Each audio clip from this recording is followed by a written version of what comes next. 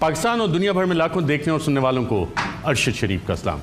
ناظرین، آج آپ کی ملاقات ایک ایسی شخصیت سے کروا رہے ہیں جس نے کروڑوں پاکستانیوں کو خودداری کا سبق دیا، کروڑوں پاکستانیوں کو عزت کے ساتھ سر اٹھا کے جینے کا سبق دیا۔ آپ کی ملاقات ناظرین ایک ایسی شخصیت سے کروا رہے ہیں جنہوں نے پاکستانیوں کو یہ شعور دیا کہ ذہنی غلامی کی زنجیریں توڑنی ہیں اور ہر ایک حلقہ زنجیر میں زبان رکھ دی۔ ناظرین، میں ان چند صحافیوں میں موجود تھا جس رات آخری دن تھا وزیر اعظم عمران خان کا وزیر اعظم ہاؤس میں، اور اس دن جب ایک صحافی نے سوال کیا کہ آپ کے خلاف سازش میں کون کون ملوث تھا، تو اس وقت کے وزیر اعظم عمران خان نے ایک سوال کا جواب دیا کہ کوئی رہ تو نہیں گیا، اور اس کے بعد کروڑوں پاکستانیوں نے پاکستان کے اندر اور پاکستان کے باہر جواب دیا، خان صاحب گھبرانا نہیں، ہم آپ کے ساتھ ہیں۔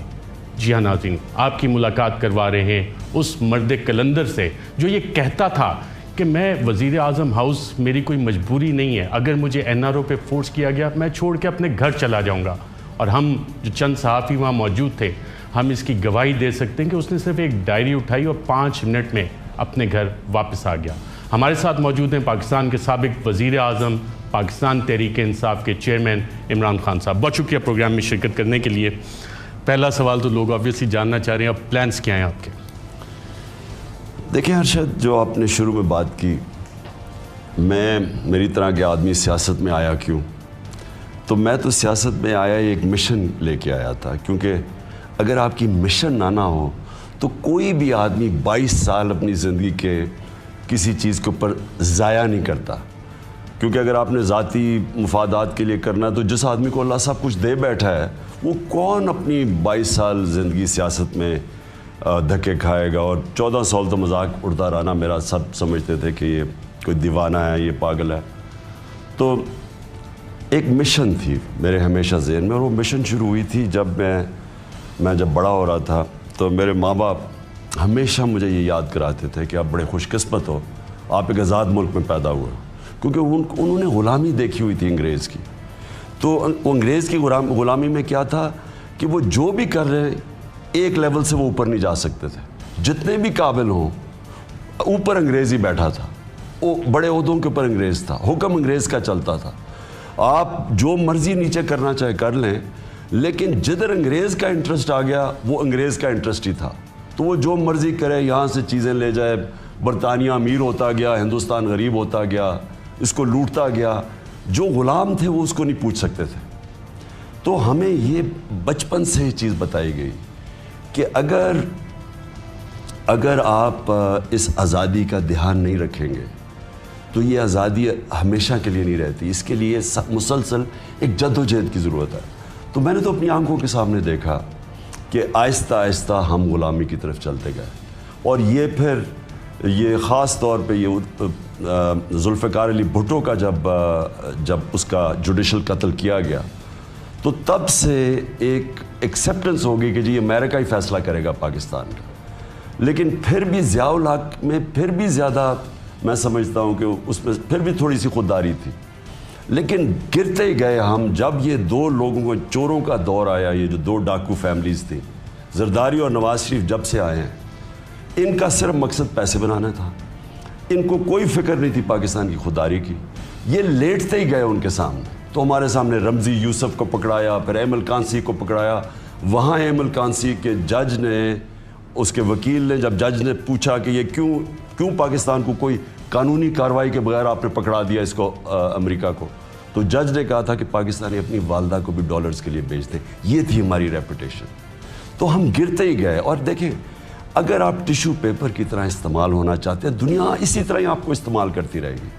تو مجھے یہ تھا ہمیشہ، اور مجھے بڑی تکلیف ہوتی تھی جب خاص طور پہ جب وار آن ٹیرر میں ہم گئے امریکنوں کے ساتھ، ایک ہی دھمکی دی کہ جی ہم آپ کو بوم کر دیں گے سٹون ایج میں، تو چاروں چھانے چت ہو گئے، اور ان کی جنگ میں ہم نے اپنے آپ کو ذلیل بھی کیا، اپنی قوم کی بھی تباہی کی، 80,000 اپنے لوگ بھی مروا دیے۔ اب بھی دھمکی وہی تھی کہ وی ول ٹیک یو ہیڈ آن، یا اس سے مختلف تھی؟ دیکھیں، تو یہی میں آپ کو کہہ رہا ہوں کہ وہ جو دھمکی تھی، اس دھمکی نے ملک کو کیا نقصان پہنچایا، اور اس کے بعد پھر یہ جو 2 آئے واپس، یہ چارٹر آف ڈیموکریسی والے، ان دونوں نے تو جو بے شرمی کی ساری حدیں توڑ دی. انہوں نے تو 400 ڈرون اٹیکس ہوئے تو اتنی شرمناک چیز تھی کہ گورنمنٹ مذمت کرتی تھی, اندر سے انہوں نے ان کو اجازت دی ہوئی تھی. انہوں نے اور ہمیں ذلت سے دیکھا. اس کی ایک سینٹ کی اوپن ہیئرنگ کے اندر سینیٹر کارل لیون کہتا ہے کہ یہ کیوں نہیں اپنے لوگوں سے سچ بولتے, کیوں یہ ہمارے ساتھ ہمیں کہتے ہیں اجازت دے دیتے ہیں اور لوگوں کو کہتے ہیں مذمت کرتے ہیں. سو پاکستانی گرتے گئے, یعنی جو بیرون ملک پاکستانی وہ کیوں آج میرے ساتھ سارے ہیں, کیونکہ ان کو اس چیز کا احساس ہے کہ گورنمنٹ اپنی عزت ہی نہیں کرواتی تھی. قوم کے جب حکمران اپنی عزت نہیں کرواتے, اس قوم کی کوئی بھی عزت نہیں کرتا. تو یہ بیچارے باہر جب جاتے تھے ہرا پاسپورٹ دیکھتے تھے, لائنوں میں کھڑے ہیں, علیحدہ لائنوں میں کھڑے. میں کئی دفعہ گیا تو جب انہیں ہرا پاسپورٹ دے کے انہوں نے علیحدہ لائن پہ کھڑا کر دیا. ہمیں ذلیل کرتے تھے وہ, کیونکہ ہماری لوگ پکڑ کے گوانٹانو میں انہوں نے پکڑا دیے, بیچ دیے.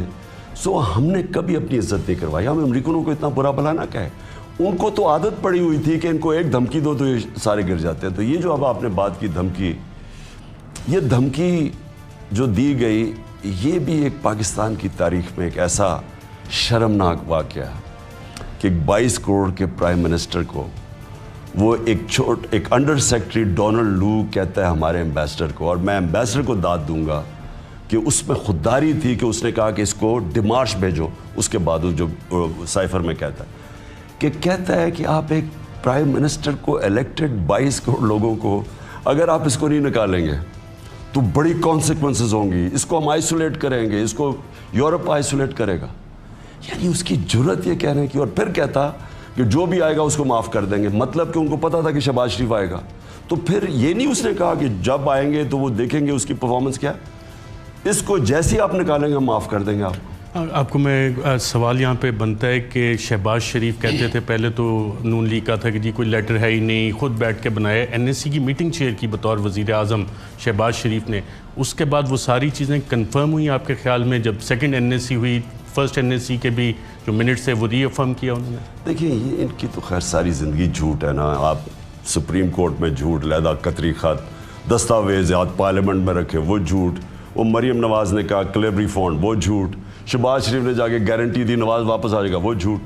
تو انہوں نے یہ اپنی طرح سوچتے ہیں نا, انہوں نے کہا کہ یہ جھوٹ ہے. میں نے ان کو جب وہ دکھایا, وہ ہم صرف سیکرٹ ڈاکیومنٹ ہوتی ہے, اس کے اندر کوڈز ہوتی ہیں, آپ اگر وہ میڈیا کو نہیں دے سکتے کیونکہ جب ایمبیسڈر بھیجتا ہے تو وہ کوڈڈ لینگویج میں ہوتا ہے, تو وہ اگر آپ پبلک کر دیں تو وہ پھر وہ ساروں کو پتہ چل جاتا ہے کوڈ کون سی ہے, تو اس لیے ہم پبلک نہیں کر سکے.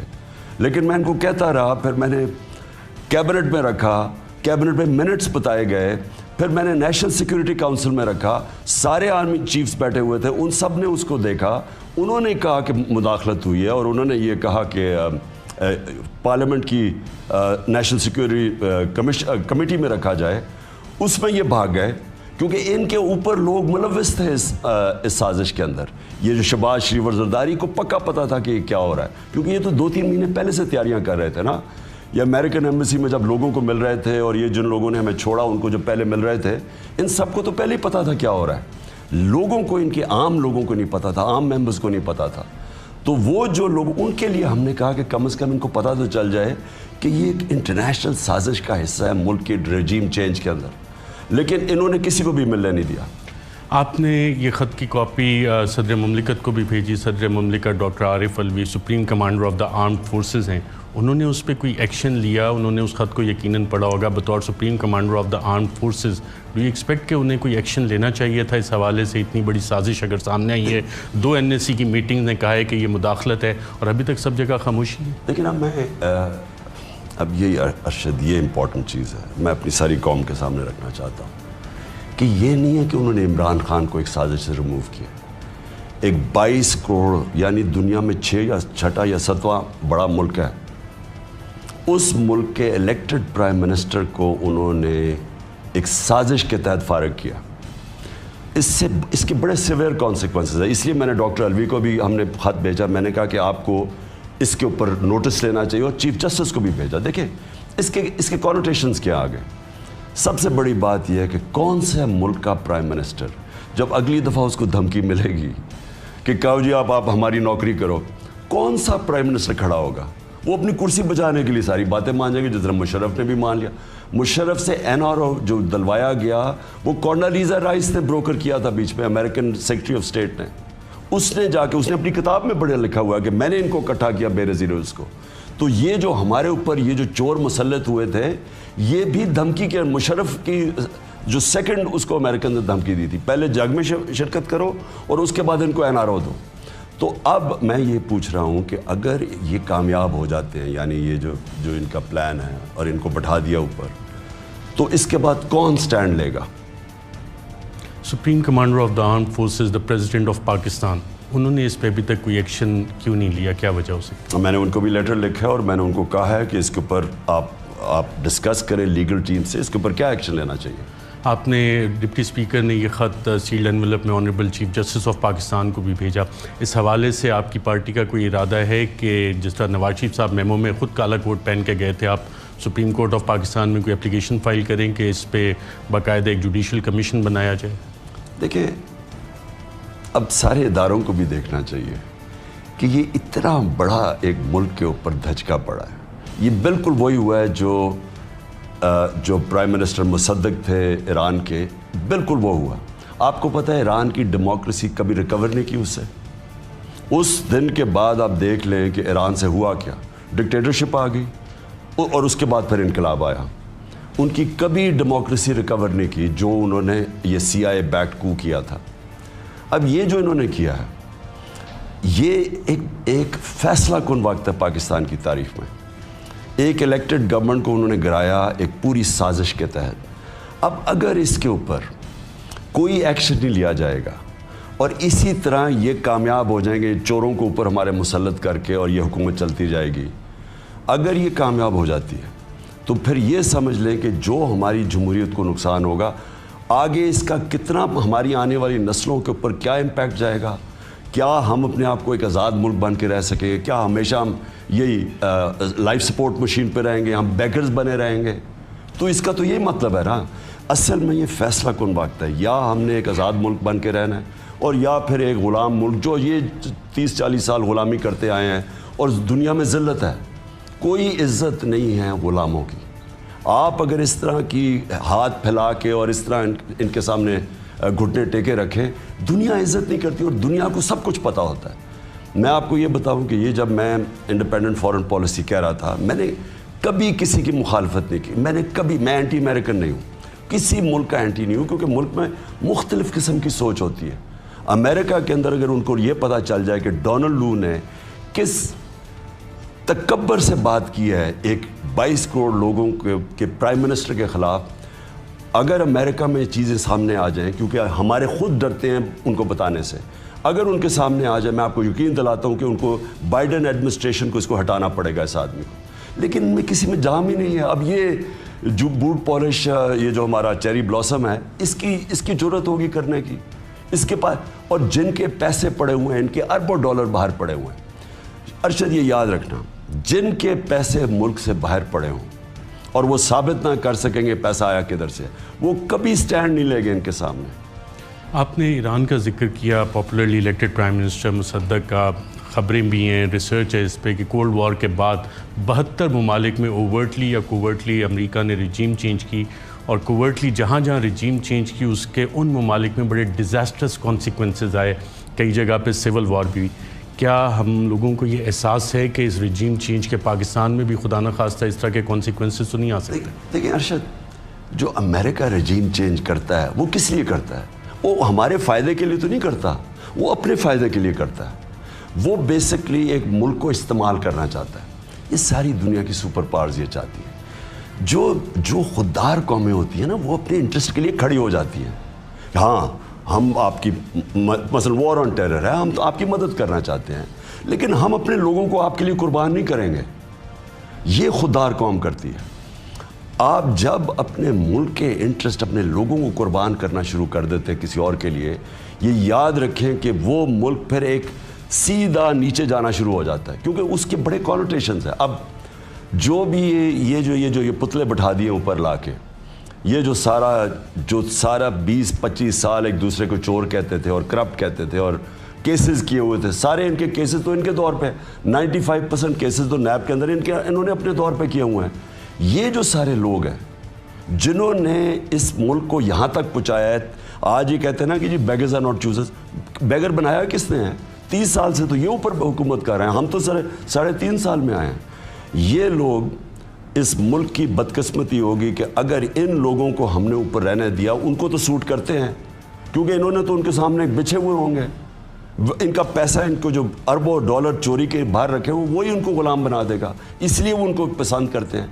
लेकिन मुल्क का सोचे क्या होगा। और बिल्कुल आपने ठीक कही कि जिधर जिधर रजीम चेंज किया उन्होंने, उन मुल्कों की तारीख देख लें, चिली में क्या हुआ, ईरान में उसके बाद डेमोक्रेसी में क्या हुआ, साउथ अमेरिका के अंदर जिन्होंने रजीम चेंजेस की उनके अंदर क्या डिक्टेटर्स आ गए, उनकी डेमोक्रेसीज़ को क्या हुआ, इसके बड़े लॉन्ग टर्म कॉन्सिक्वेंसेस हैं। आपने अपनी लीगल टीम के साथ डिस्कस किया है कि ऑप्शंस क्या हैं, क्योंकि हुकूमत का तो बज़ाहिर लग रहा है कि इसे ब्रश अंडर द रग कर दें और इस पर कोई कार्रवाई नहीं करनी। आपने लीगल ऑप्शंस आपके पास हैं, कोई स्ट्रेटजी बनाई है कि इस पर वाकई कोई कमीशन बने, कौम के सामने हक़ाइक़ कहें कि कौन कौन लोग इस साजिश और मुदाखलत में मुलव्वस थे, सहूलतकार थे?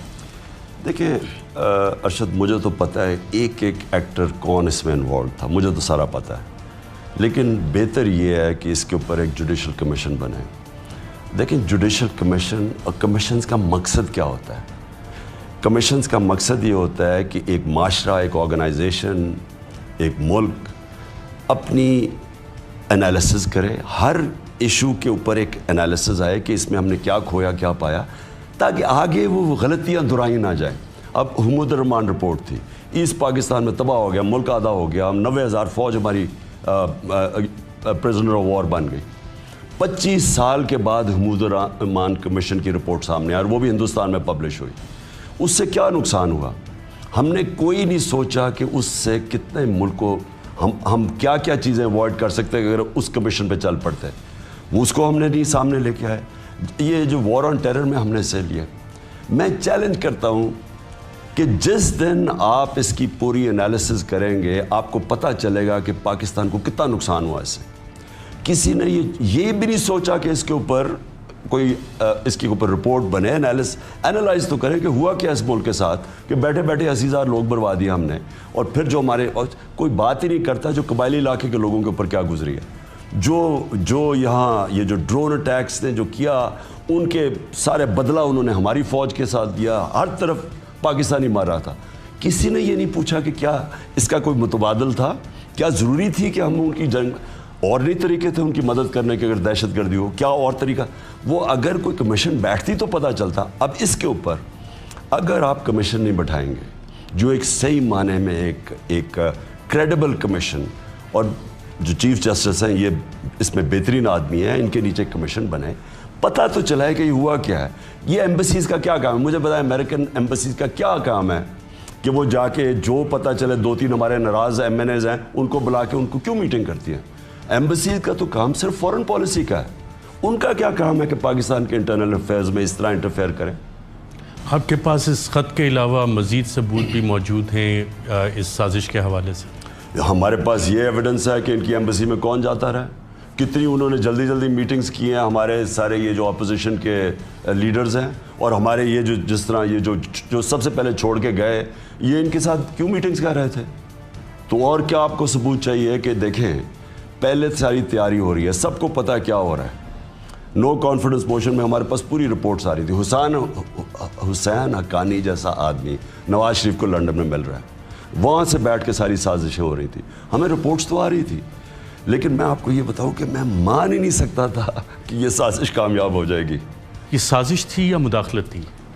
साजिश, बहुत बड़ी साजिश। साजिश पहले होती है फिर मुदाखलत होती है। अब जब प्राइम मिनिस्टर मुसद्दक के ख़िलाफ़ पहले पूरा ट्रैप हुआ, पहले मीडिया को पैसा खिलाया गया, माहौल क्रिएट किया गया, फिर उनके जो सियासतदान हैं उनको उनके साथ बार्गेनिंग शुरू होगी, पैसे उसकी जो पार्टी के अंदर थे उनको ख़रीदने की कोशिश की, और फिर उसके बाद जब वो तैयार हो गया फिर अपोजिशन से डेमोन्स्ट्रेशंस करवाई। ये जो लॉन्ग मार्च नहीं वो बिलावल ने की थी, वो और बात है कि इनके लिए बेचारे लोग नहीं निकले, लेकिन ये पूरा सारा एक पैकेज है। वो पहले पूरी तैयारी होती है और फिर आखिर में आके मुदाखलत होती है। इसमें पाकिस्तान के उस वक्त के national security adviser doctor Moid Yusuf की अपने US काउंटर पार्ट से भी एक मुलाकात हुई थी, उसमें भी धमकी कन्वे की गई थी? وہ تو انہوں نے ہمیں جب ہم رشیا جا رہے تھے اس سے پہلے انہوں نے کہا تھا کہ ہمارا خیال ہے نہیں جانا چاہیے. امریکنوں نے یہ کہا تھا. اور وائٹ ہاؤس بھی اس میں انوالو تھا, وہاں سے بھی ڈائریکشنز تھیں؟ میرے خیال میں انہوں نے یہی کہا تھا معید نے, کہ ان کی طرف سے آئی تھی میسج کہ ہم چاہتے ہیں کہ آپ نہ جائیں. وائٹ ہاؤس کی ذکر اس مراسلے میں بھی ہے. امبیسڈر نے اسیسمنٹ میں دیا کہ صدر جو بائیڈن بھی اس میں چاہ رہے ہیں کہ عمران خان صاحب تبدیل ہو جائیں.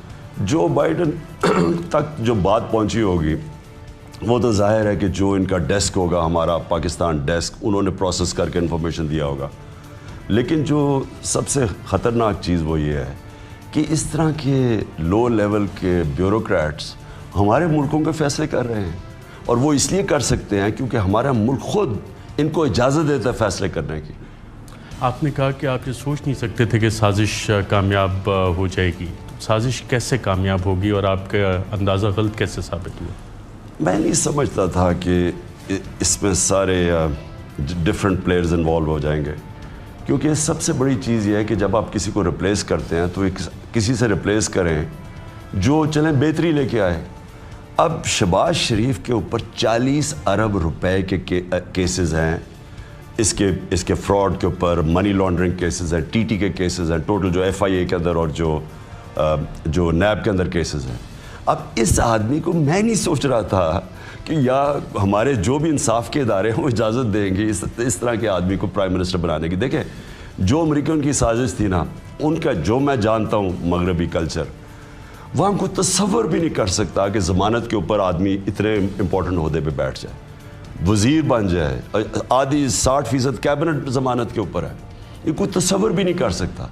مجھے دوسری جو تکلیف ہے نا کہ وہ ہمیں کتنی حقارت سے دیکھتے ہیں کہ ہم پتہ نہیں کتنے نیچے لوگ ہیں, کہ ہماری اخلاقیت کتنی مر چکی ہے کہ یہ چور اوپر آ کے بارے بٹھا دیے. ناظرین یہاں پہ ایک وقفہ لیتے ہیں, وقفے کے بعد دوبارہ آپ کی خدمت میں حاضر ہوتے ہیں. اور پھر عید گزر چکی ہے, عید کے بعد کا پلان کیا ہے؟ اسلام آباد میں سابق وزیر اعظم عمران خان نے کہا تھا کہ لاکھوں لوگ آئیں گے, لاکھوں لوگ آ کے آگے کریں گے کیا؟ اس پہ بات کریں گے ایک وقفے کے بعد.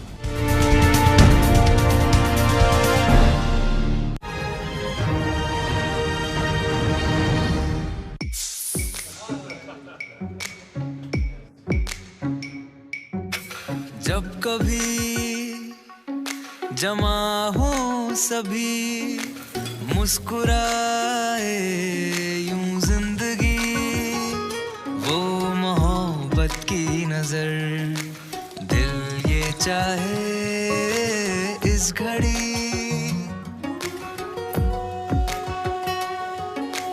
کھانا پینا ساتھ ہو اور کچھ دل کی بات ہو.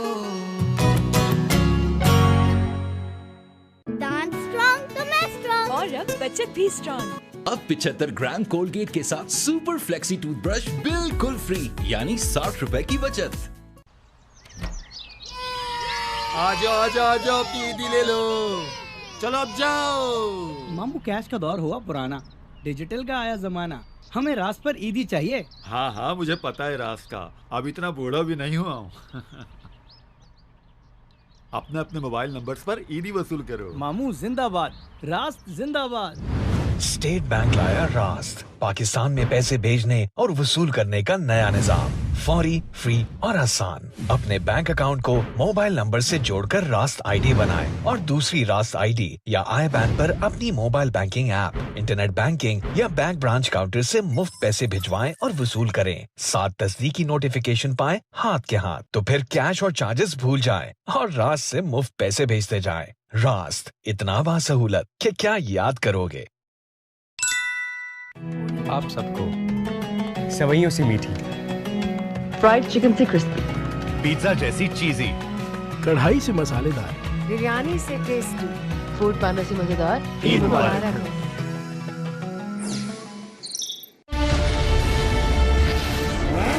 50 سال سے آپ کے سفر کا ساتھی جو حفاظت سے آپ کی منزل مقصود تک پہنچائے.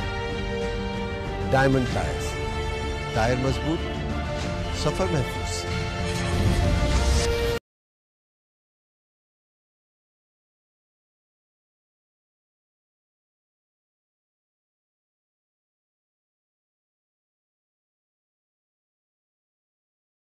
حسن جانا کی تعریف ممکن نہیں.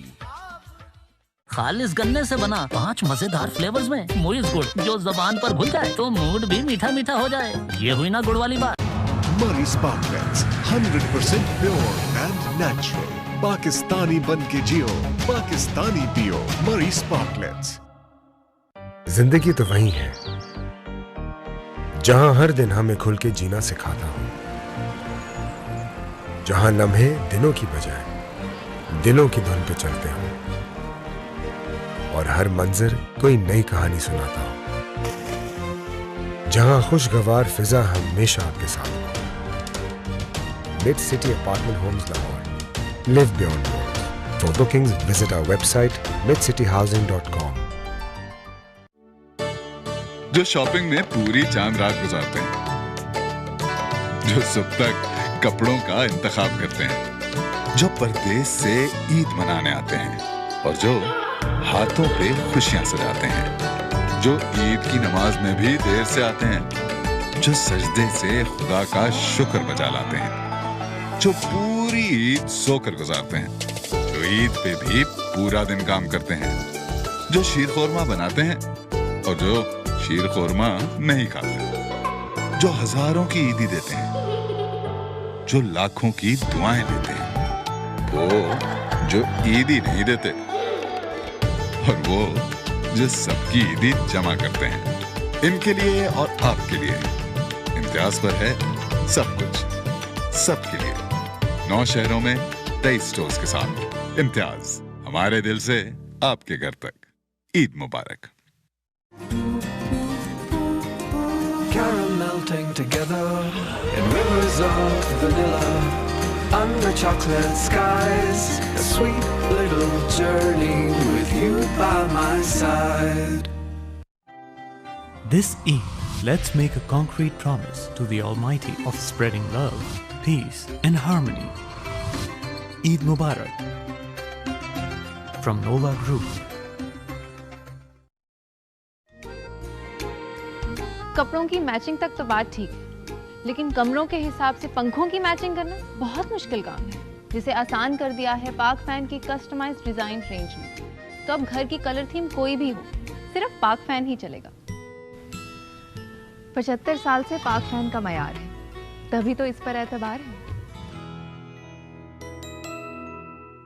تمام مسلم امہ کو رفا انٹرنیشنل یونیورسٹی کی طرف سے عید الفطر مبارک.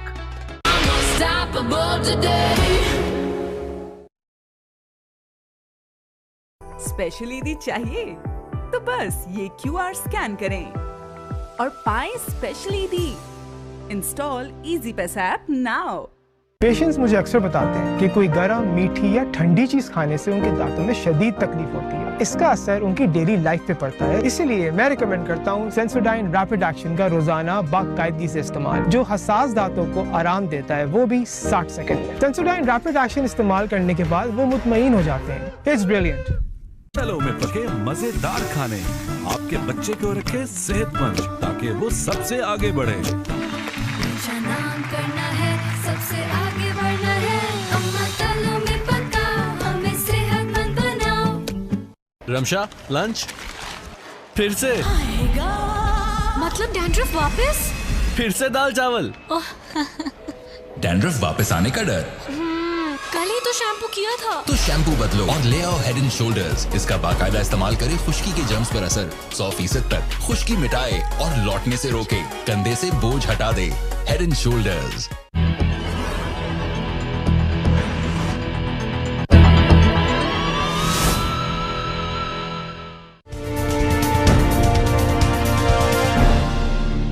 ویلکم بیک ناظرین. ہمارے ساتھ موجود ہیں سابق وزیر اعظم اور پاکستان تحریک انصاف کے چیئرمین عمران خان صاحب.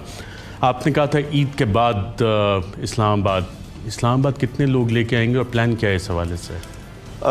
دیکھیں ارشد, انشاءاللہ پاکستان کی تاریخ کا سب سے بڑا کراؤڈ آپ اسلام آباد دیکھیں گے.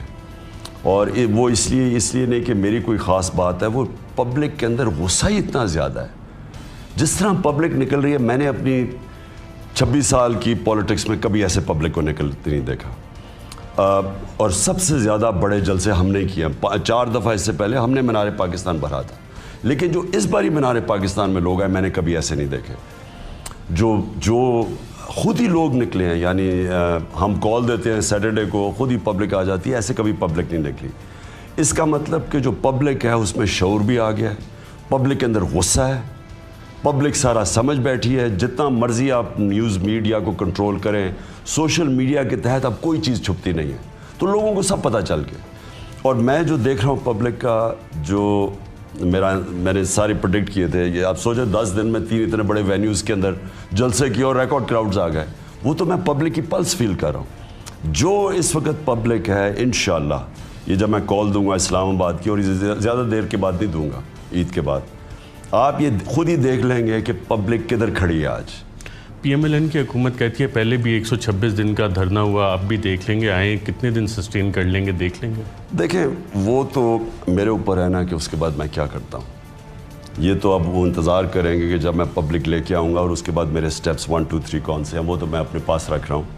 لیکن میں یہ ان کو کہہ دوں کہ ایک میسج جائے گی ان کو کہ اس گورنمنٹ کی کوئی لیجٹمیسی نہیں ہے, کوئی اس کو مانتا نہیں ہے, ان پتلوں کو کوئی ایکسیپٹ نہیں کرتا, ان ڈاکوؤں کو جن کے اوپر اتنے زیادہ کیسز ہیں نیب کے اندر, یہ ہوا ہی نہیں ہے کبھی کہ ایک انڈر ٹرائل لوگ ہیں, ان ساروں کو آپ نے, اور ان کے کیسز آتے ساتھ ہی اپنے کیسز FIA کے اندر ختم کر رہے ہیں. یہ پہلے مشرف نے جب ہمارے اوپر ظلم کیا تھا کہ جب ان کو NRO 1 دیا تھا, تو آتے ساتھ ہی انہوں نے اپنے ساری جتنی چوری کی تھی انہوں نے اپنے دو دور میں, وہ ساری چوری انہوں نے اس کو ختم کیا, جس میں ہدایبہ پیپر مل تھا, جس میں سوئس بینک میں کوئی $60 ملین پڑے تھے, سرے مال تھا, وہ سارا انہوں نے سلیٹ صاف ہو گئی. 10 سال میں پھر انہوں نے لوٹنا شروع کیا. ان کے جو ابھی کیسز ہیں 5% تو ہمارے دور میں بنے ہیں, باقی تو ان کے دور میں بنے ہوئے ہیں. اب یہ پہلی چیز ہوگی کہ یہ کیسز ختم کرے. اور مجھے جو شوق ملا ہے کہ ایک تو آتے ساتھ ہی انہوں نے FIA کو سارے لوگ تبدیل کر دیا, اور یہ ہماری عدالتیں یہ تماشا دیکھ رہی ہیں یہ, اور میں حیران ہوں کہ اس کے اوپر سو موٹو ایکشن نہیں لیا جا رہا. یہ کیسے ہو سکتا ہے کہ ایک آدمی کے اوپر 16 ارب روپے کے کیسز ہیں FIA کے اندر, اور وہ آ کے ساروں کو آفیسرز کو تبدیل کر دیتا ہے اور اپنے لوگ بٹھا کے اور اپنے آپ کو بچانے کی کوشش کرتا ہے. یہ تو چوری ہے, یہ تو ڈے لائٹ رابری ہے. اور جب آپ اس کی اجازت دے دیتے ہیں, جتنا نقصان ملک کو اس کا ہے, کیونکہ آپ کے بیسکلی ادارے آپ ختم کر دیتے ہیں. پہلے انہوں نے ادارے ختم کیے اپنی چوری بچانے کے لیے, آج پھر اب میں نیب کا تماشا دیکھ رہا ہوں کہ نیب نے آتے ساتھ ہی کیس کر دیا فرا کے اوپر. اب وہ ہمیں بتایا جا رہا تھا کہ جی نیب آزاد ہے. مجھے یہ بتائیں کہ ان کا مہینہ بھی نہیں گزرا تو انہوں نے انتقامی کارروائی نیب کے ذریعے کر دیا. اس کا مطلب نیب بھی کنٹرول میں ہے ان کے, FIA تو کنٹرول میں ڈائریکٹ ہے. نیب نے ایک پریس ریلیز جاری کیا ہے کہ ان کے اکاؤنٹس میں 847 ملین روپے کی ٹرانزیکشنز ہوئی ہیں, تو اس پہ نیب کہہ رہے ہیں ہم تحقیقات کریں گے. میرا نمبر 1 پوائنٹ یہ دیکھیں, یہ ہوا کیا ہے, یہ سارا کچھ کیوں ہو رہا ہے. فرا کون ہے؟ فرا کی صرف ایک قصور ہے کہ وہ قریب ہے بشرا بیگم کے. ان کی واردات میں طریقہ شریفوں کا بتا دیتا ہوں. ان کی اندر یہ مافیا سٹائل اپروچ ہے ان کی, کیونکہ ان کے اوپر کرپشن کے کیسز ہیں, یہ جواب نہیں دے سکتے. کسی کی کمر میں درد ہے, کوئی ایڈجرمنٹ ہو جاتی ہے, کوئی کیسز ہی نہیں ان کے لگتے, کوئی ججز بینچ ٹوٹ جاتا ہے, جج کے خلاف ٹیپ نکلاتی ہے.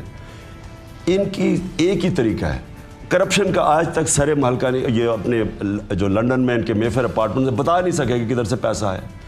ان کا کام یہ ہے کہ جو ان سے پوچھے اس کے اوپر حملہ کر دو.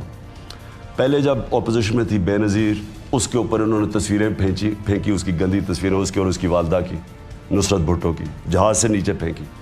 میں جب پالیٹکس میں آیا اور کرپشن کے خلاف آیا, پہلے انہوں نے سیٹا وائٹ اٹھا لی ذاتیات کے اوپر, کیونکہ میرے اوپر کرپشن کا کیا کرنا تھا. اس کے بعد انہوں نے جو جمائمہ شادی کر کے یہاں مسلمان ہو کے آئی, اس کے اوپر یہودی لابی شروع کر دیا, اس کو یہودی کہہ دیا. پھر اس کے اوپر ٹائلوں کا کیس کر دیا, 1 kg وہ اینٹی ٹائل سمگل کریے. 1 سال اس کا کیس چلایا انہوں نے. جب 1 مہینہ میں بڑا آسان ہوتا ہے, اینٹیک ٹائل کے اوپر آپ جا کے فورینزک ٹیسٹنگ کرائے, پتہ چل جاتا ہے کہ اینٹیک ہے یا نہیں. وہ اس کے پاس سرٹیفکیٹ آ گیا. 1 سال وہ ملک سے باہر رہی کیونکہ انہوں نے اس کے اوپر کیس کیا. اب فرا کا کیا ہے, وہ ہے میرے پر کچھ کر نہیں سکتے, ऑल्दो इन्होंने ईद के बाद मेरे ऊपर भी पूरी किरदार कुशी करनी है, वो प्लान कर रहे हैं। सिर्फ किरदार कुशी करनी है या आपकी और आपके चंद साथियों की गिरफ्तारी के भी प्लान हैं? जो भी करेंगे, लेकिन मुझे पता है कि इन्होंने करना ज़रूर है, क्योंकि इनका तरीका ही वारदात ये है ना। इनका तो तरीका ये है कि बजाय ये कि जवाब दें जाके कि ये आपकी 40 अरब रुपए करप्शन बताए, दूसरों को या कहेंगे आप भी करप्ट हैं और या फिर आपकी किरदार कुशी।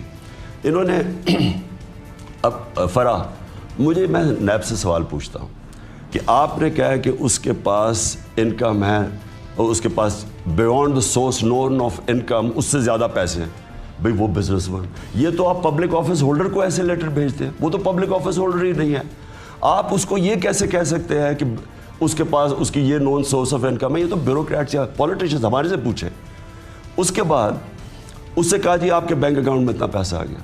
वो रियल एस्टेट में 20 साल से है। 3 साल में जो रियल एस्टेट में पैसा बना है, किसी जरा पूछे तो सही कि इतना कभी पैसा बना ही नहीं है।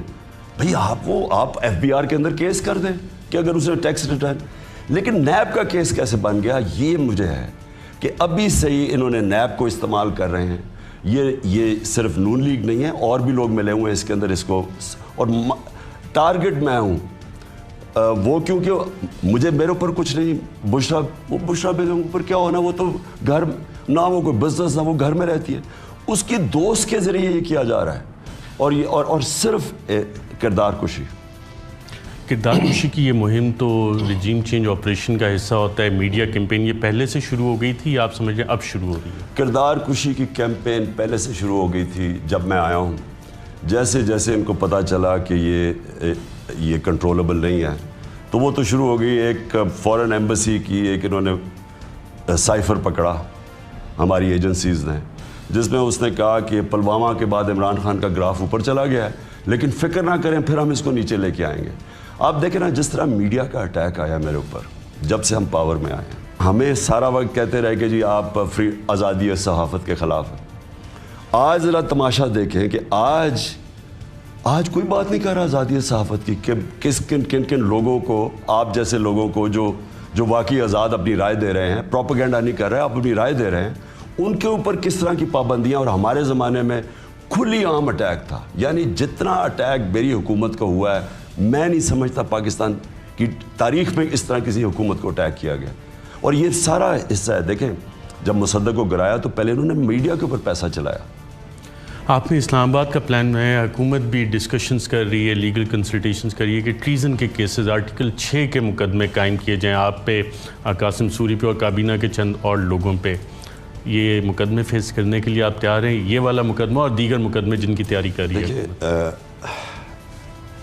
देखें अरशद, मैं इसको इनके ख़िलाफ़, चोरों के ख़िलाफ़, एक बाहर की साजिश के ऊपर जो हमारे ऊपर मुसल्लत किए गए हैं, मैं इनके ख़िलाफ़ पॉलिटिक्स नहीं कर रहा, मैं जहाद लड़ रहा हूँ। जहाद के अंदर ये छोटी चीज़ है जेलों जोलों में जाना। मैं अपनी जान की कुर्बानी देने के लिए तैयार हूँ। यानी मैं ये कभी इन लोगों को एक्सेप्ट नहीं करूँगा, और जब तक मैं ज़िंदा हूँ मैं इनके ख़िलाफ़ लड़ूंगा। कोई मुझे फ़िक्र नहीं है, आर्टिकल 6 लगाएं, जो भी लगाएं। ये टाइम है पाकिस्तान में, मैं जो करूँ फैसला कौन वक्त है। इस वक्त अगर हम इनके नीचे घुटने टेक गए, मैं समझता हूँ कि जो पाकिस्तान, जो उसके बाद जिन जिन मुल्कों में इन्होंने रजीम चेंज की है और जिस तरह हुआ है, वो फिर एक डाउनवर्ड स्पायरल शुरू हो जाता है। इन्होंने अपने 10 साल में देखो इस मुल्क का कितनी तबाही की है, इन्होंने खुद कितना पैसा बनाया, मुल्क को किधर लेके गए। उन्हीं चोरों को फिर ऊपर बिठाना और हम चुप करके समझें कि जी आर्टिकल 6 लग जाएगा, मैं जेल में चला जाऊँगा। मैं फिर से कह रहा हूँ, जान की कुर्बानी भी देनी पड़ी, मैं तैयार हूँ इनके ख़िलाफ़। नाज़रीन, जो कौमें अपनी तारीख़ से सबक नहीं सीखती वो तारीख़ को दोहराती हैं। यहाँ पे एक वफ़ा लेंगे और वफ़े के बाद ये सवाल सामने रखेंगे कि आगे का लाहे अमल क्या है, सॉल्यूशंस क्या हैं, पाकिस्तान किस सिमत जा रहा है। एक वफ़े के बाद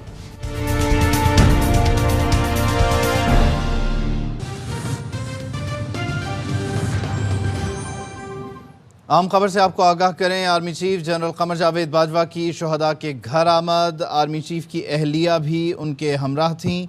ISPR के मुताबिक आर्मी चीफ की कैप्टन काशिफ शहीद के अहल खाना से मुलाकात हुई।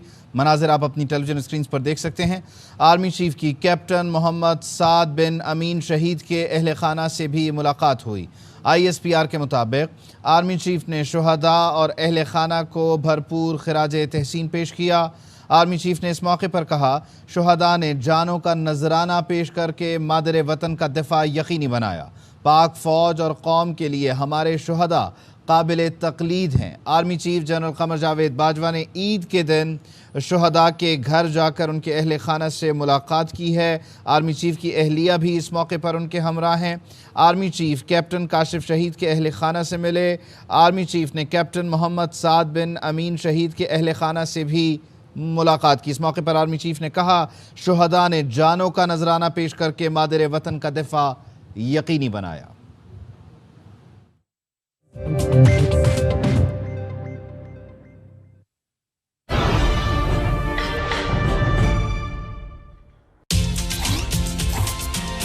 इस ईद जहां ममता वहां डालडा।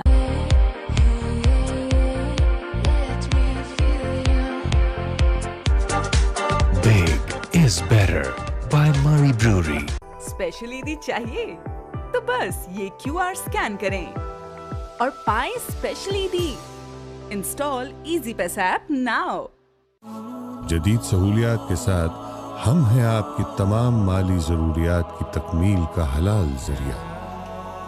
आपके नेक इरादों में आपका हम कदम। फैसल इस्लामी, बढ़ो यकीन के साथ। डिफेंस सिटी फैसलाबाद एक हकीकत है, हम ख्वाब नहीं बेचते। Come to Defense City Faisalabad and live happily ever after. Defence city Faisalabad और पंजाब के मुख्तलिफ शहरों में फौरी आए फौरी पाए। Defence city, a project by अब्राहमान group.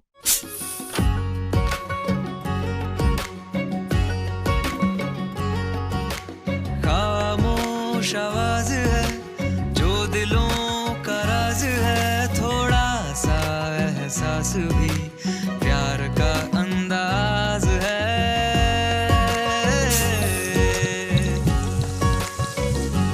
हो खाना पीना साथ हो और कुछ दिल की बात हो, कुछ दिल की बात हो।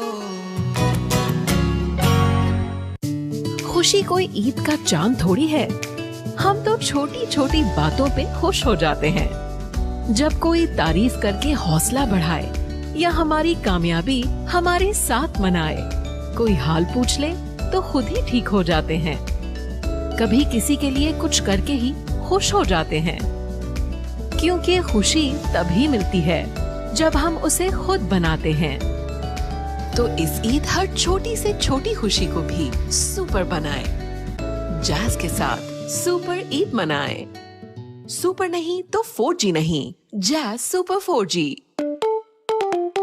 New Metro City, Khariyan, Sarai Alamgir presents Eiffel and Clay with Pakistan's biggest Eiffel Tower park. 2.5 lakh रुपए से बुकिंग, महाना के 25,000 रुपए से। Hey girls, who needs a comb? मैं करती हूँ फिंगर कोम। मेरे बाल जो रहते हैं इतने manageable, Palmolive Naturals healthy and smooth shampoo से keep your comb at your fingertips. Have a great hair day. Diamond hybrid rice seed से बीमारियों से महफूज, मजबूत फसल, तना मजबूत और गिरने से महफूज, ज्यादा झाड़, भरपूर पैदावार। सनक्रॉप ग्रुप का डायमंड, किसान की उम्मीद, खुशहाली की नवीद। IT टावर लाहौर हो या सेंट्रल पार्क लाहौर जैसी खूबसूरत landscape living, air Avenue luxury apartments हो या Midland farm houses, urban developers के उन शाहकार कामों में से हैं जो अब हमारी पहचान और लाहौर का फख्र है और दे रहे हैं इंटरनेशनल हेल्थ, स्पोर्ट्स और एजुकेशनल फैसिलिटीज। मज़ीद मालूमात के लिए 042-111-109-109। अर्बन डेवलपर्स, तामीर करे मुस्तकबिल। Think natural. Be natural. Drink natural. Murray Brewery. Getting better with age. हम अपनी मुर्गियों का बहुत ख्याल रखते हैं, तभी तो एग बॉक्स के अंडे हैं विटामिन और ओमेगा से भरपूर। एग बॉक्स, ये कोई आम अंडा नहीं। इस ईद पाएं खूबसूरत hair colour. Garnier colour naturals लाया 125 रुपीस का सैशे पैक, अब 4 खूबसूरत शेड्स में दस्तयाब। Bye Garnier naturally. जिंदगी में हर इंसान की सबसे बड़ी ख्वाहिश एक घर ऐसा जहां सुकून, चैन और अपनों का प्यार जिंदगी को मुकम्मल बना दे।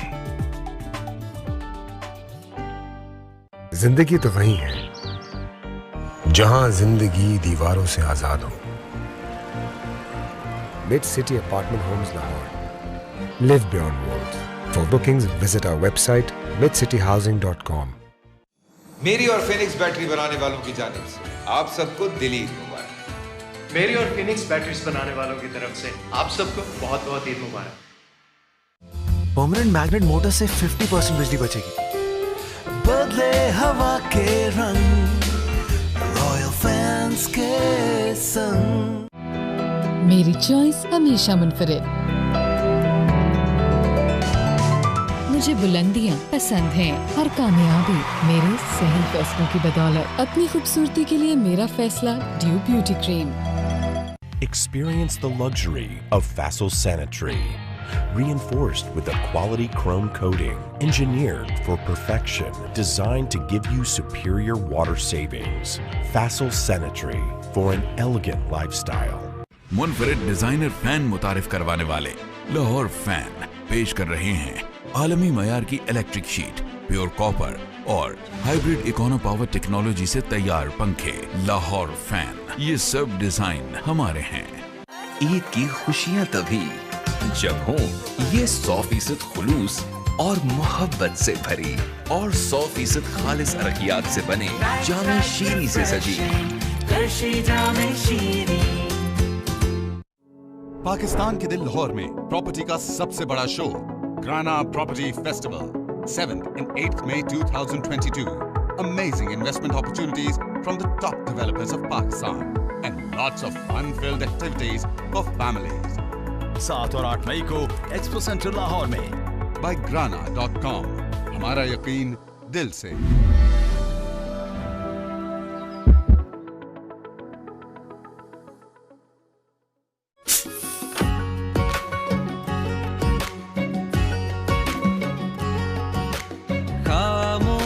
आवाज है जो दिलों का राज है, थोड़ा सा एहसास भी प्यार का अंदाज है।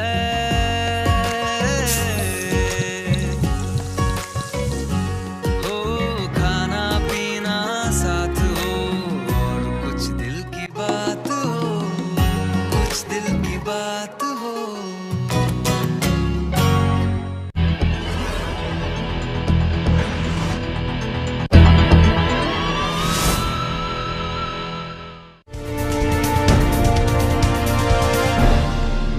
वेलकम बैक नाज़रीन, हमारे साथ मौजूद हैं साबिक वज़ीर आज़म और पाकिस्तान तहरीक इंसाफ के चेयरमैन इमरान खान साहब।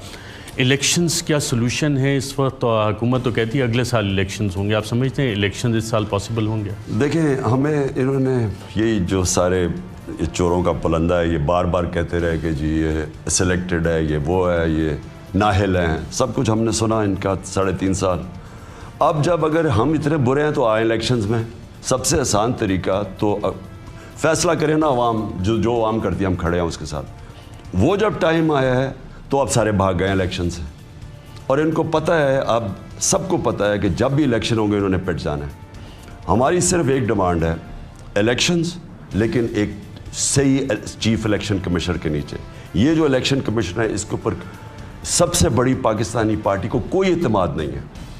इलेक्शन कमिश्नर ने आपको नोटिस भी इशू किए हैं आपकी तकारीर के हवाले से, उस पर कोई रिस्पॉन्ड करें? कोई प्रेस रिलीज में उन्हें अंदिया तो दिया है कि करेंगे? मैं तो कहता हूँ जो मर्जी करना इससे करे, लेकिन मैं समझता हूँ कि इतना बायस्ड किस्म का एक जानिबदार इलेक्शन कमीशन मैंने कभी देखा ही नहीं। इस साल इलेक्शन मुमकिन होंगे या नहीं होंगे, आपकी स्ट्रेटजी में आपने ये कैटर किया है? लेकिन एक जब आप स्ट्रगल का फैसला करते हैं ना, जो जद्दोजहद होती है उसकी टाइम लिमिट कोई नहीं होती, वो फिर एक चलती जाती है। इस वक्त मेरा सिर्फ, मैं सारी कौम को तैयार कर रहा हूँ इस्लामाबाद मार्च के ऊपर, और इस्लामाबाद मार्च पे मैं फैसला करूँगा अगला मेरा लायामल क्या। लेकिन ये मुसलसल जद्दोजहद है, फिर से इसका कोई टाइम लिमिट नहीं है। आप रिग्रेट तो नहीं कर रहे कौमी असम्बली से इस्तीफ़ा देने का? और क्या ये भी प्लान है कि बाकी असम्बलीज़ जो हैं वहाँ से प्रोविंशियल असम्बलीज़ उनसे भी इस्तीफ़े दिए जाएँ? बिल्कुल मेरा प्लान है, मेरा हर किस्म का प्लान है।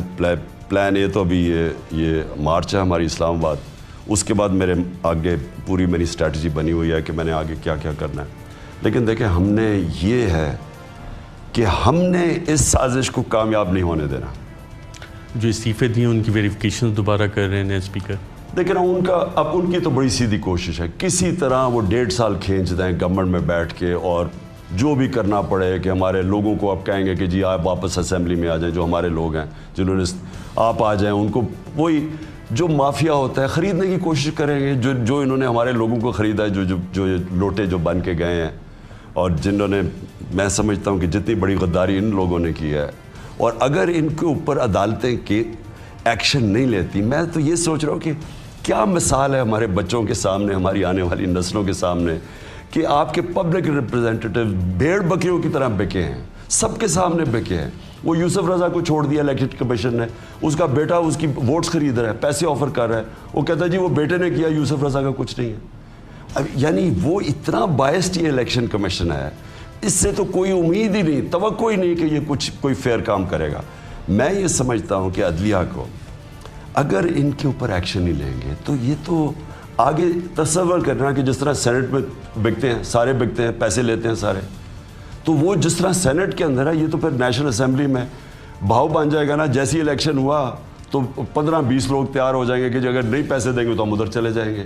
یہ تو ہماری ساری جمہوریت تو چھوڑیں, ملک کا مستقبل خطرے میں ہے. ون لاسٹ کویشچن, آپ کی پاکستانی قوم سے اس وقت توقعات کیا ہیں؟ دیکھیں, میں اپنی قوم کو, آج عید کا دن ہے, سب کے سامنے ایک ہی بات کرتا ہوں کہ اللہ قرآن میں کہتا ہے میں کبھی کسی قوم کی حالت نہیں بدلتا جب تک وہ قوم خود اپنی حالت بدلنے کی کوشش نہ کرے. تو اللہ نے تو بڑے واضح طور پہ ہمیں بتا دیا ہے امر بالمعروف, کہ آپ اچھائی کے ساتھ کھڑے ہوں اور برائی کے خلاف کھڑے ہوں. اللہ نے آپ کو یہ فیصلہ کرنے کا آپشن ہی نہیں دی کہ آپ بیچ میں کھڑے ہو جائیں, یا آپ اچھائی کے ساتھ کھڑے ہوں, اور مہذب معاشرے ہمیشہ رائے حق پہ کھڑے ہوتے ہیں, اور جو باطل ہے, جو جس طرح کے یہ ڈاکو سامنے آئے, ان کے خلاف کھڑے ہوتے ہیں. یہ آپ کو اپنی مستقبل بچانے کے لیے, عمران خان کو کوئی اللہ نے, میں اس کا جتنا بھی شکر ادا کروں کا, مجھے سب کچھ دے دیا ہے. آپ کے لیے بڑا ضروری ہے کہ اس وقت اپنے اس ملک کے مستقبل کو بچانے کے لیے آپ کو جد و جہد یا جہاد کرنی پڑے گی. آپ کو یہ فیصلہ کرنا پڑے گا کہ کیا ہم اسی طرح بیکاریوں کی طرح زندگی گزارنی ہے, اور یا ایک آزاد قوم, جو بہت بڑا ایک خواب تھا پاکستان کا, جو علامہ اقبال کے اگر پڑھیں تو صحیح کہ کتنی بڑی سوچ تھی اور خواب تھا, اور قائد اعظم جیسے لیڈر تھے. تو ہمیں آج فیصلہ کرنا پڑے گا, اور اگر ہم نے یہ صحیح فیصلہ نہ کیا, یہ ہم سب کو, یہ کبھی تاریخ معاف نہیں کرے گی. سابق وزیر اعظم عمران خان صاحب, بہت شکریہ اس انٹرویو کے لیے. ناظرین, آج کے پروگرام میں اتنا ہی. جو آخری باتیں, اس پہ غور کیجیے گا, یہ ہمارے مستقبل اور ہمارے بچوں کے مستقبل کی جنگ ہے. اجازت دیجیے گا ناظرین, اللہ حافظ.